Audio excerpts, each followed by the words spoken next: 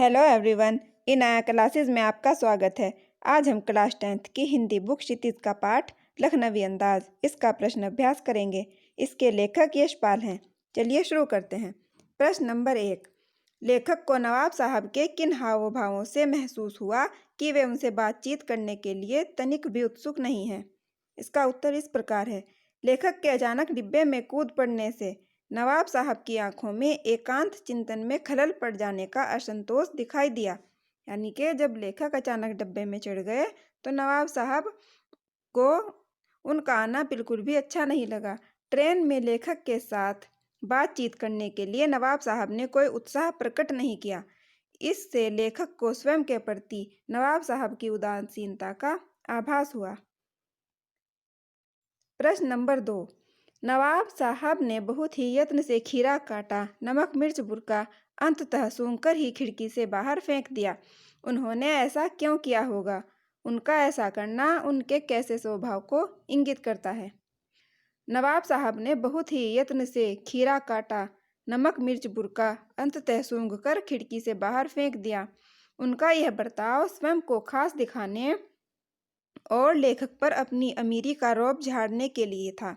उनका ऐसा करना दंभ, मिथ्या आडंबर, प्रदर्शन प्रियता यानी दिखावा एवं उनके व्यवहारिक खोखलेपन की ओर संकेत करता है। प्रश्न नंबर 3। बिना विचार घटना और पात्रों के भी क्या कहानी लिखी जा सकती है? यशपाल के इस विचार से आप कहाँ तक सहमत हैं? उत्तर। अपने इस कथन के द्वारा लेखक ने नई कहानी के दौर के लेखकों पर व्यंग किया है। किसी भी कहानी की रचना उसके आवश्यक तत्वों जो इस प्रकार हैं: कथा वस्तु, घटना, पात्र आदि के बिना संभव नहीं होती। घटना तथा कथा वस्तु कहानी को आगे बढ़ाते हैं। पात्रों द्वारा संवाद कहे जाते हैं। ये सब कहानी के लिए आवश्यक तत्व हैं। इनके बिना कहानी नहीं लिखी जा सकती। प्रश्न नंबर 4। आप इस निबंध को और क्या नाम देना चाहेंगे? इसका उत्तर इस प्रकार है। इस कहानी का नाम झूठी शान भी रखा जा सकता है, क्योंकि नवाब ने अपनी झूठी शान शौकत को बरकरार रखने के उद्देश्य से अपनी इच्छा को नष्ट कर दिया। रचना और अभिव्यक्ति के आधार पर प्रश्न नंबर 5। नवाब साहब द्वारा खीरा खाने की तैयारी करने का एक चित्र प्रस्तुत किया गया है। इस पूरी प्रक्रिया को आप अपने शब्दों में व्यक्त कीजिए। उत्तर। सेकंड क्लास के एकांत डब्बे में बैठे नवाब साहब खीरा खाने की इच्छा से 2 ताजे खीरे एक तौलिए पर रखे हुए थे। यानी कि वे ऐसा लग रहा था कि वे उन्हें खाना चाहते हैं। पहले तो उन्होंने खीरे को खिड़की से बाहर निकालकर लोटे के पानी से धोया और तौलिए से साफ कर पानी सुखा लिया। जेब से चाकू निकाला, फिर बड़े सलीके से छीलकर उनकी फांकें बनाने लगे। खीरे की पतली पतली फांकों को करीने से तौलिए पर सजाया। उसके बाद जीरा मिला, नमक और मिर्च छिड़का। इसके बाद एक एक करके उन फांकों को उठाते गए और उन्हें सूंघकर खिड़की से बाहर फेंकते गए। प्रश्न नंबर 8। निम्नलिखित वाक्यों में से क्रियापद छांटकर क्रियाभेद भी लिखिए।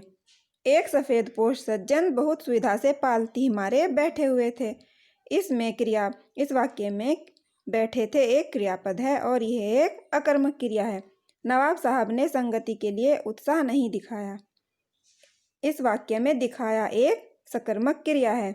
ठाली बैठे कल्पना करते रहने की पुरानी आदत है।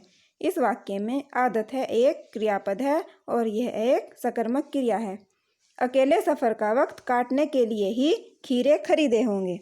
इस वाक्य में खरीदे होंगे क्रियापद है और यह एक सकर्मक क्रिया है।